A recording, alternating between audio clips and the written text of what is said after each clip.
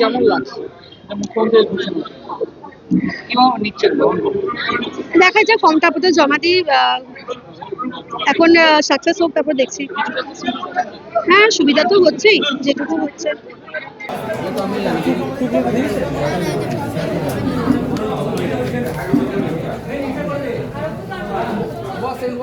তারা বুঝতেই পারছেন যে শিক্ষিত হার বেড়েছে পশ্চিমবঙ্গে, তার জন্য এত যারা ছেলে মেয়ে আছে তারাও এই আমাদের যে প্রোগ্রামটা করেছে যুবসাথী, তাতে তারা সেটাকে আমার সাধারণ আমন্ত্রণ আমরা গ্রহণ করেছে।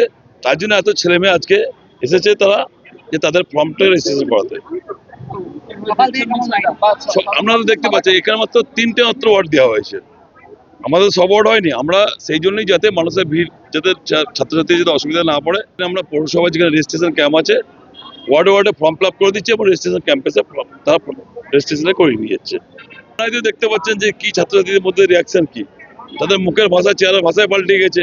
একটা পকেট মানি যদি তারা পায়, একটা টিফিনের পয়সা যদি পায়, তাই না, একটা বাস ভাড়া যদি তারা পায়, একটা মোবাইলের রিচার্জে যদি পয়সা তারা পায়, এর চেয়ে বড় খুশি আর কি হতে পারে? আমরা তো পাইনি, আমরা তো ছাত্র ছিলাম, আমাদের সময় কোনো গভর্নমেন্ট এই নিয়ে ভাবেনি, বামপন্থী যত ভাবেই নি, ভারতবর্ষের মনে হয় কোনো রাজ্য এই নিয়ে ভাবেনি।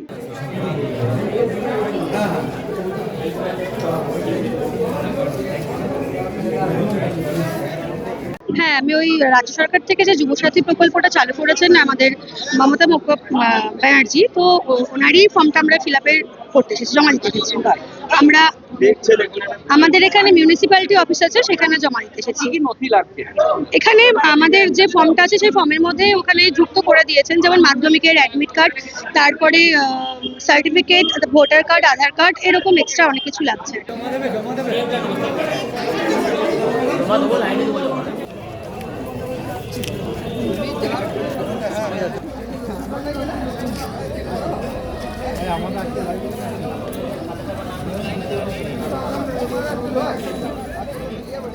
আজকে আমাদের সিউড়ি পৌরসভাতে যে মাননীয় মুখ্যমন্ত্রী যেটা আমাদের ঘোষণা করেছিল, বেকার যুবক যুবতীদের জন্য যে সামাজিক ভাতাটা মাসে ১,৫০০ টাকা করে, তার যে আজ থেকে ফর্ম বিলি হলো।